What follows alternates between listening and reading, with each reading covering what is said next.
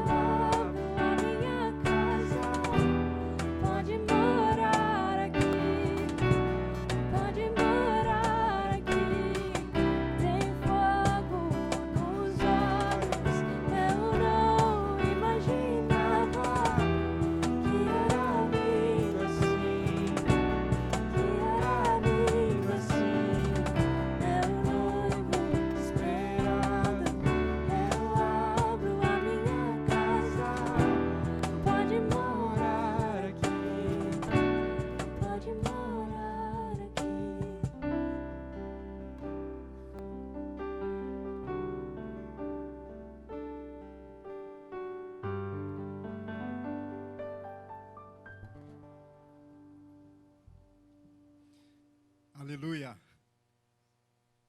Sempre, quando eu estou numa cerimônia de casamento, eu me emociono muito pelo que ela representa, né? E quando eu estava pensando assim, que palavra poderia trazer hoje,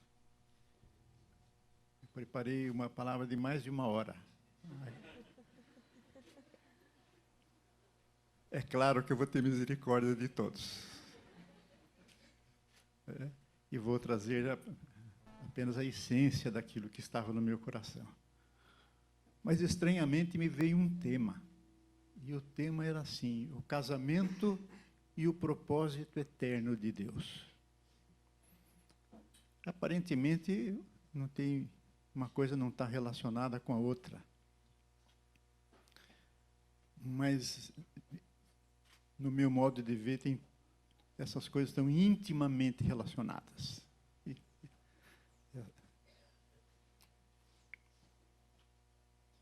Então, qual é o supremo propósito de Deus?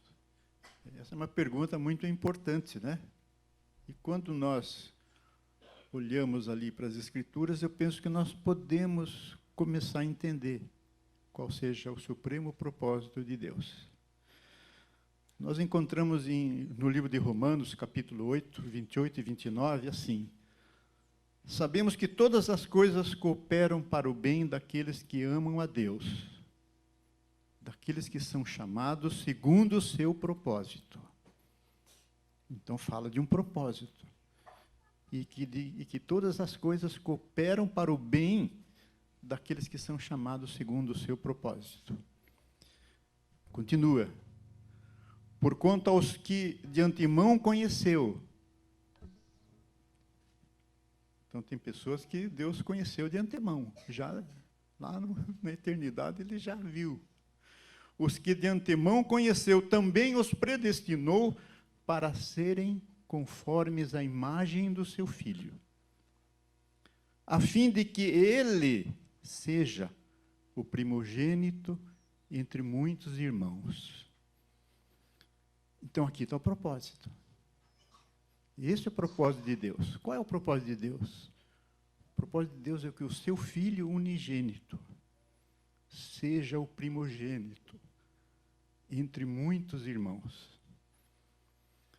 E essa é uma revelação muito maravilhosa. Porque dentro disto que nós podemos entender como o propósito de Deus, o supremo propósito dele, O supremo propósito de Deus é o seu filho.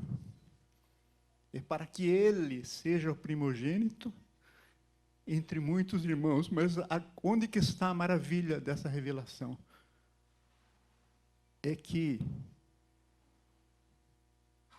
no propósito de Deus, Deus apenas não enaltece o seu filho, mas ele enaltece também os muitos irmãos que são semelhantes a ele, como diz esse texto, que são semelhantes a ele. Muitos outros filhos, porque Cristo é o primogênito, é o primeiro, mas muitos outros filhos depois vieram. Então, isso é muito maravilhoso. É que no propósito de Deus nós somos incluídos pela sua graça. Isso é incompreensível. Ninguém pode entender isto. Tá, mas e o que tem que ver isso com o casamento? Essa é uma boa pergunta. Mas tem a ver sim. Por quê? Porque uma outra figura que nós podemos encontrar nas Escrituras, né? Assim, além dessa, isso não é uma figura, isso já é uma realidade. Cristo primogênito entre muitos irmãos, isso é uma realidade. Mas aqui também nós podemos ver figuras, como, por exemplo, Cristo é a cabeça e nós somos o corpo. É a mesma coisa. Ele é o primogênito entre muitos irmãos. E uma outra figura que é maravilhosa é de Cristo como o noivo. E esses outros filhos que são escolhidos por Deus desde a fundação do mundo. Esses outros filhos se tornam a noiva. Cristo o noivo e nós somos a noiva. Então, essa figura é a figura do propósito eterno de Deus. O noivo e a noiva. E é uma figura maravilhosa. Por exemplo, nós encontramos esse versículo aqui nas Escrituras. Regozijemo-nos, exultemos e demos glória a Deus, porque são chegadas as bodas do Cordeiro. E já a sua noiva se preparou, e foi-lhe dado vestir-se de linho fino, resplandecente e puro. Pois o linho fino, resplandecente e puro são as obras justas dos santos. É um versículo maravilhoso. Por quê? Porque ele fala que para nós nos alegrarmos, nós nos rejubilarmos pelas bodas do Cordeiro. Porque a sua noiva já se preparou. E como é que ela se prepara? Cada um de nós nos tornando mais parecidos com Jesus. Né? Porque esses são os filhos, né, nos quais Cristo é o primogênito, dos quais Cristo é o primogênito. E aqui diz que, então, que as bodas do Cordeiro estão próximas. O que é boda? Boda é o casamento, é a cerimônia do casamento. Nós aqui estamos participando destas bodas. Maravilhosas, num dia ensolarado, né? Com uma temperatura alta, que já é prenúncio de um casamento muito abençoado, com o sol da justiça brilhando e raiando no coração de vocês. Né? Então, e nós podemos encontrar muitos outros versículos que tratam dessa questão, do noivo e da noiva. Eu vou ler um deles para vocês, tá? Eu iria ler mais, mas vamos ler um. E esse texto está em 1 Tessalonicenses 4, 16 e 17. Diz assim: porquanto o Senhor mesmo, dada a palavra de ordem, ouvida a voz do arcanjo, ressoada a trombeta de Deus, descerá dos céus. vai falar das bodas do Cordeiro. O que é bodas do Cordeiro? É o casamento de Cristo e a igreja, do noivo e da noiva. Então, o Senhor mesmo descerá do céu. E outros textos dizem assim, ele vai se posicionar nas nuvens. É? Então, descerá dos céus, os mortos em Cristo ressuscitarão primeiro. Depois, os vivos que ficarmos seremos arrebatados, juntamente com ele entre nuvens, para o encontro do Senhor nos ares. Essas são as bodas do Cordeiro. O Senhor Jesus, agora na sua segunda vinda, desce até as nuvens. Os mortos ressuscitam, os mortos em Cristo. E nós, o restante dos filhos de Deus, que estivermos vivos, vamos ser arrebatados para encontrar o Senhor nos ares. Não é linda essa cena? Pois eu vou dizer para vocês que essa cena foi representada aqui hoje. Não é verdade? O noivo chegou primeiro e se posicionou aqui, no lugar onde iria receber a sua noiva. E depois a noiva entra ataviada, preparada, pronta, linda. Certo, Mateus? Concorda comigo? Sim. Aleluia. Né? Vocês estão vendo, irmãos? Nós, quando participamos de um casamento, nós estamos falando do propósito eterno de Deus. Quando nós participamos de uma festa de casamento, nós estamos anunciando o Evangelho e a graça do Senhor,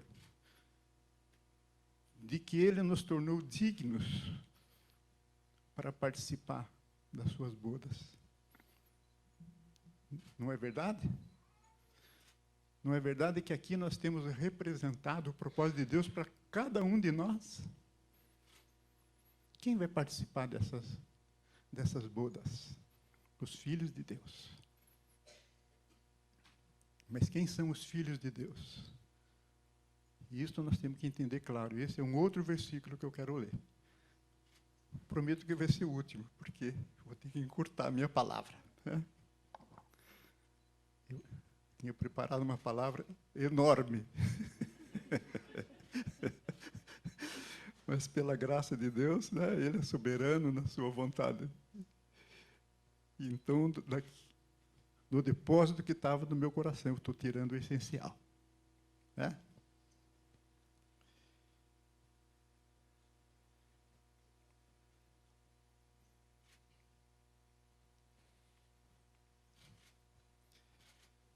Deixa eu achar nos meus alfarrábios aqui.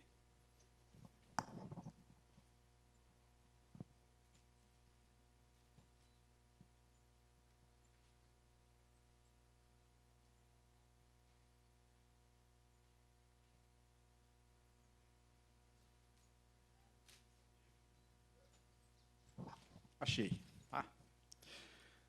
É um texto do Evangelho de João. E é um texto essencial nessa questão de quem vai participar das bodas do Cordeiro. Quem vai subir para encontrar o Senhor nos ares. E que esse casamento aqui tipifica de uma maneira sublime e maravilhosa. É? Quem? Quem vai? Os filhos de Deus. É? Ele é o primogênito entre muitos irmãos. É? Diz assim, o verbo, aqui está se referindo a Cristo. O verbo é Cristo. O verbo estava no mundo. O mundo foi feito por intermédio dele, mas o mundo não o conheceu. Então, de um modo geral, o mundo não conhece a Cristo. Aliás, digo mais, o mundo despreza a Cristo. Veio para o que era seu, e os seus não o receberam. Ele veio ali para o povo de Israel, né? Para o povo de Israel. Deus selecionou esse povo para a vinda do Messias, para a vinda do Salvador. Mas esse povo também o rejeitou.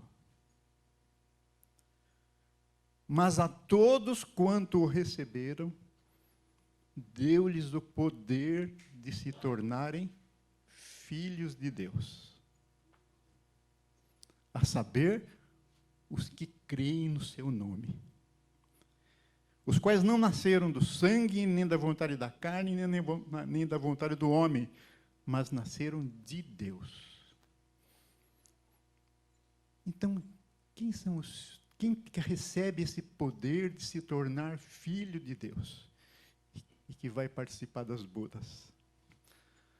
Todo aquele que nasceu de novo, nasceu no Espírito ao receber Cristo no seu coração e ao crer nele, de uma forma que agora a sua vida pertence a ele.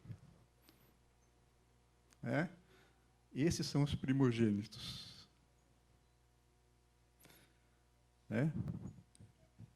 A Escritura diz que nos chama também de primogênito. Mas claro que o primogênito é Cristo.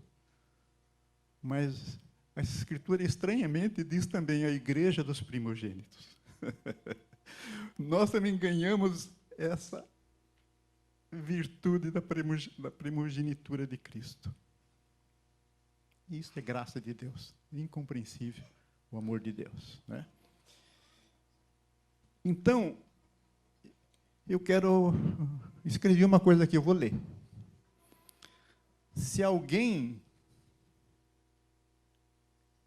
aqui não faz parte da noiva de Cristo, abra hoje seu coração para receber Cristo e o poder de se tornar filho de Deus através da fé no seu nome.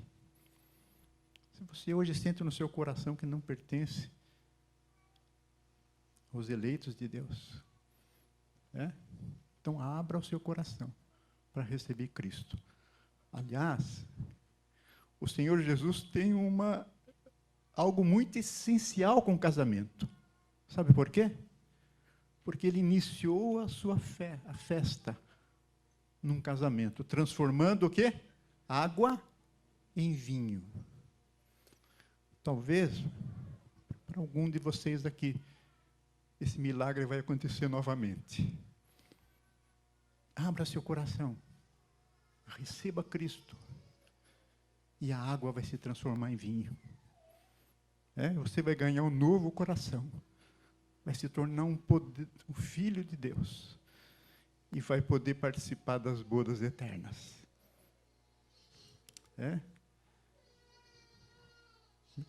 Meu querido, eu nem vou ler o texto, porque eu prometi que não ia ler mais. Mas Deus agora te coloca também como cabeça do seu lar.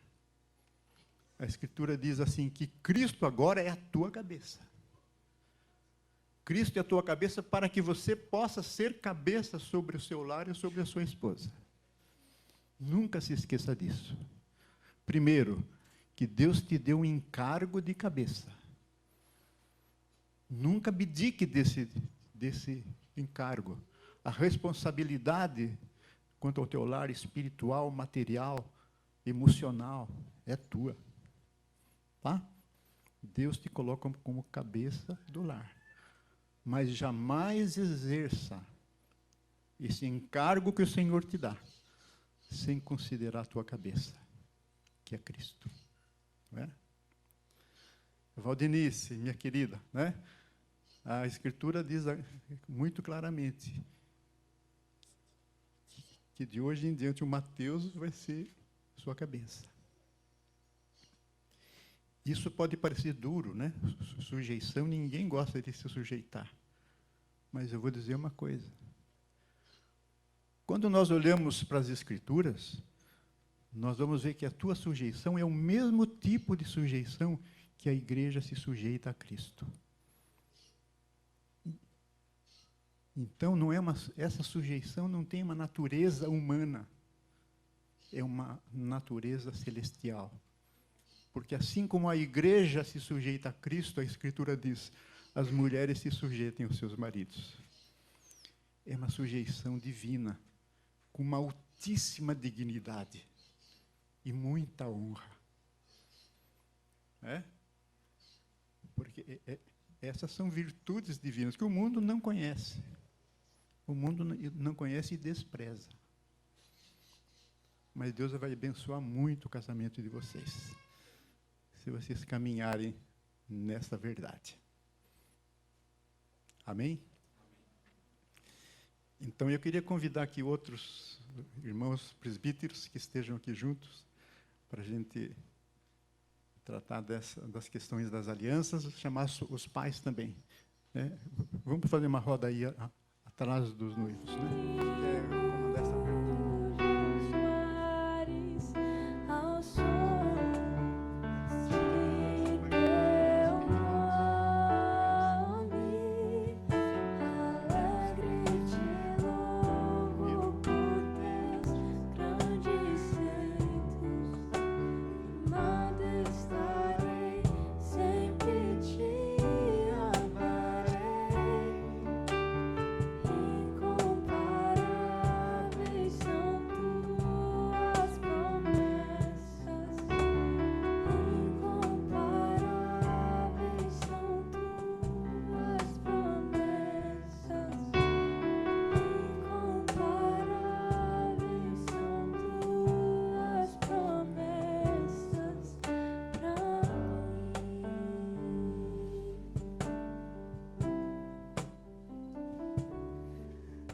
Queridos, como o Alcindo falou, né, esse momento, ele representa um momento do propósito eterno de Deus.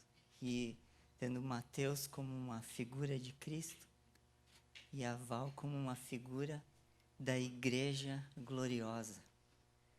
Uma igreja resplandecente. A igreja gloriosa, ela reflete a glória de Cristo. Por isso que os dois são igualmente uma expressão gloriosa da obra de Deus.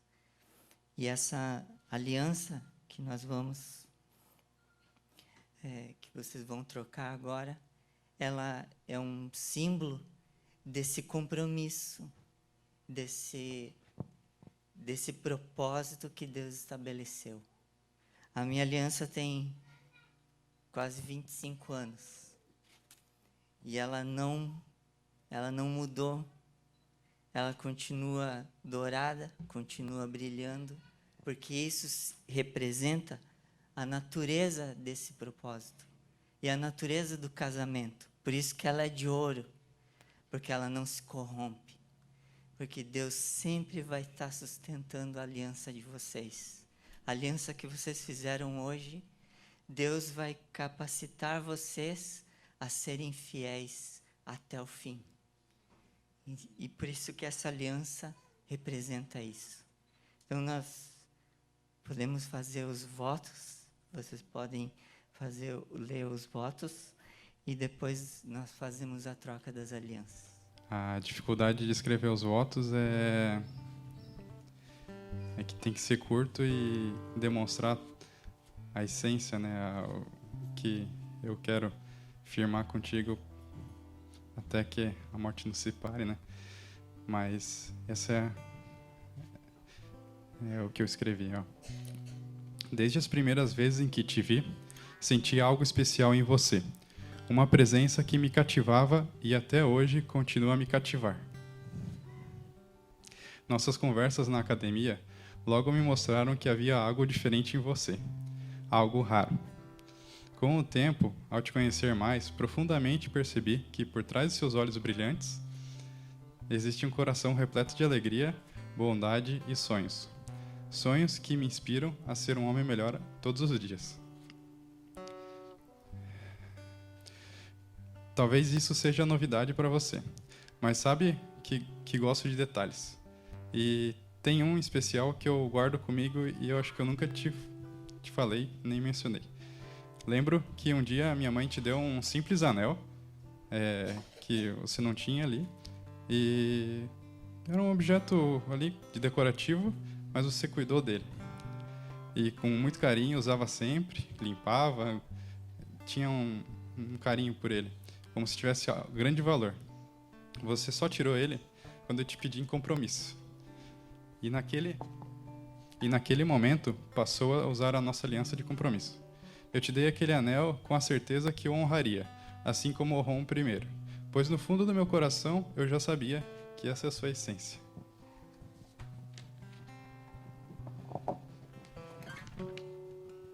Essa e tantas outras virtudes que vejo em você fazem me lembrar de duas passagens da Bíblia. A primeira é a parábola dos talentos, onde Jesus nos ensina a valorizar o que nos é dado e usá-lo com diligência e gratidão. A segunda está em Provérbios 15, 33, que diz assim: o temor do Senhor ensina a sabedoria, e a humildade antecede a honra. Então, Valdenice, eu vejo essa verdade em você. Já me disseram o quanto você é temente ao Senhor, e hoje, diante de todos os nossos convidados, eu te honro por isso. Com alegria no coração, posso afirmar: você é uma mulher prudente e sábia. Meu amor, desejo que nossos dias sejam sempre marcados por amor, compreensão, sabedoria, comprometimento e zelo. Que juntos busquemos amadurecer, crescendo em comunhão com os irmãos e vivendo como um casal que reflete o caráter de Cristo, como diz em Gálatas 5, 22 ao 24. Mas o fruto do Espírito é amor, alegria, paz, longanimidade, benignidade, bondade, fidelidade, mansidão, domínio próprio, e contra essas coisas não há lei. Então, meu amor, diante de Deus e de todos que testemunham esse momento, eu prometo cuidar de você, prometo ser fiel, agir com justiça, permanecer ao seu lado e nunca te abandonar. Prometo te respeitar, te amar, estar contigo na alegria, na tristeza, na saúde e na doença, até que a morte nos separe.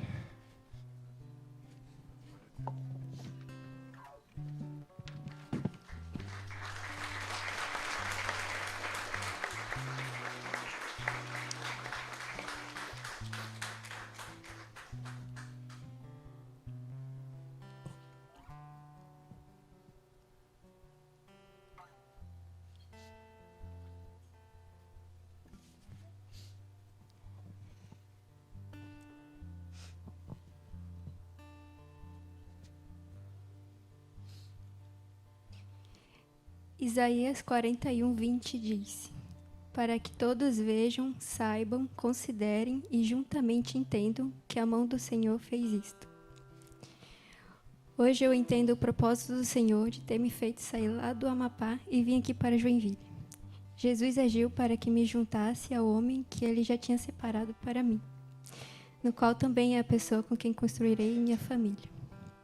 Na verdade, meu querido, eu vi em você algo além quando eu te conheci. Eu vi Jesus.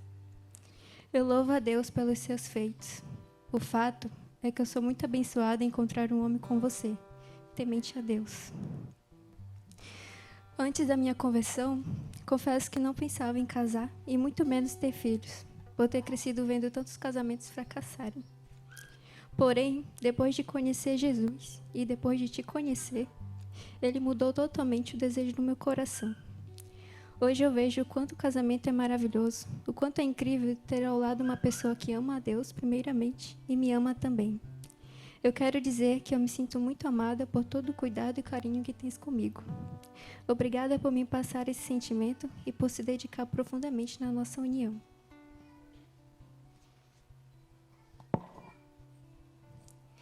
Eu te admiro pelo homem que você é, submisso a Deus, exemplo de filho, irmão, dedicado no trabalho e nos estudos e um excelente companheiro. Quero te prometer que vou continuar orando e me esforçando para que eu me torne a mulher virtuosa, para cuidar da casa e da nossa família com dedicação, ser uma bênção para você, sempre o respeitar, ser trabalhadora, dedicada, sábia, carinhosa e submissa a você. Porque você merece ter essa mulher ao seu lado. E claro, também sempre irei colocar você nas minhas orações, para que Deus também o capacite sempre a fazer o que Ele lhe pede, que é ser o cabeça do lar, assim como Cristo é o cabeça do homem. E para finalizar, quero te dedicar esse versículo. Aonde fores, irei, Onde repousares, ali repousarei. O teu povo será o meu povo, e o teu Deus será o meu Deus. Onde morreres, morrerei, e ali serei sepultado. Que o Senhor me castigue com todo o rigor, se outra coisa que não a morte me separar de ti. Te amo e estarei com você até que ele venha.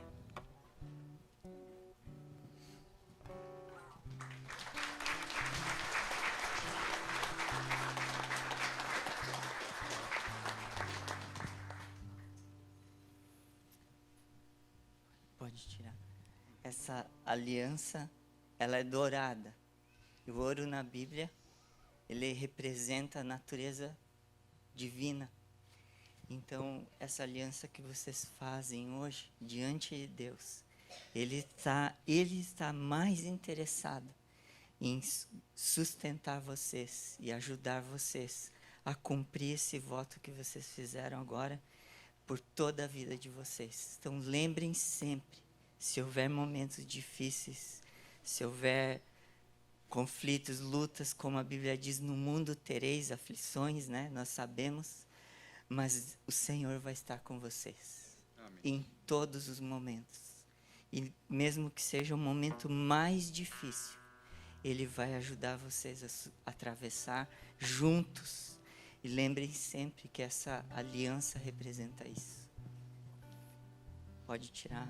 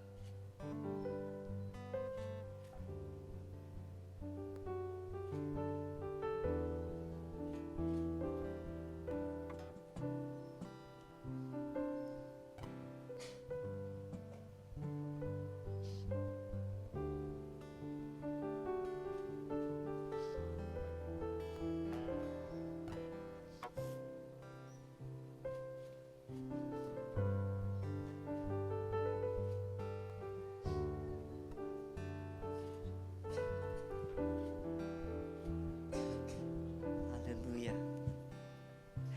Glória ao Senhor. Vamos orar então, né? Pediria que os presentes possam levantar as suas mãos, irmãos, e juntos vamos abençoá-los. Amém? Pai querido, nós em nome de Jesus abençoamos o Mateus e a Val. Senhor, que a tua vida possa crescer e prevalecer em seus corações. Senhor, que a vida de Cristo seja formada. Esse propósito eterno de Deus, de ter muitos filhos iguais a Jesus, Ele é o primogênito, que no andar, no viver juntos, tu possa estar construindo a vida de Cristo na vida desse casal, cada um com seu papel, ele como cabeça, ela como esposa ajudadora, mas que juntos, Senhor, possam crescer, e que através da vida deles tu possa levantar uma geração de piedosos, filhos tementes a ti. Nós os abençoamos, Mateus e Val, com toda sorte de bens espirituais em Cristo Jesus. Sejam frutíferos e que a vida de Cristo possa prevalecer em vossas vidas. Nós assim falamos e cremos e profetizamos no nome de Jesus, o Senhor.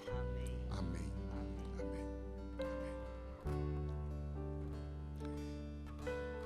Então, como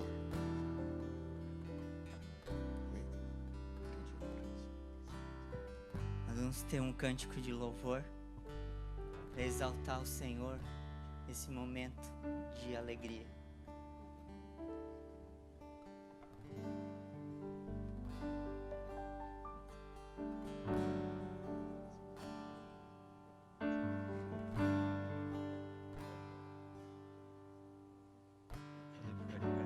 Podemos ficar de pé.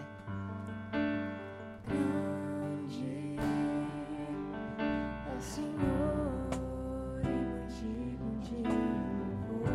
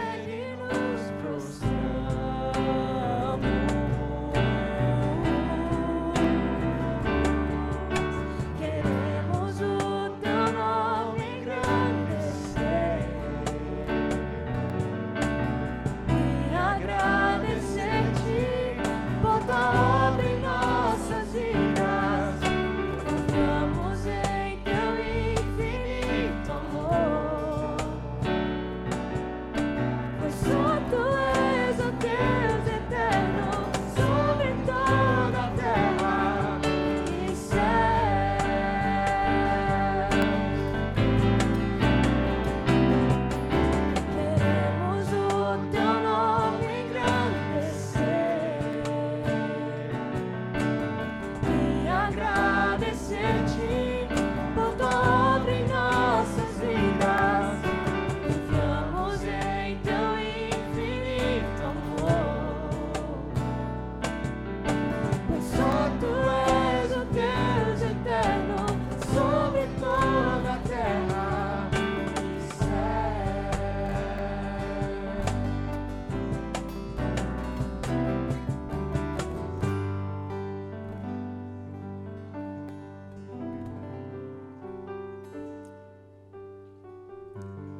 Bom, o momento esperado chegou.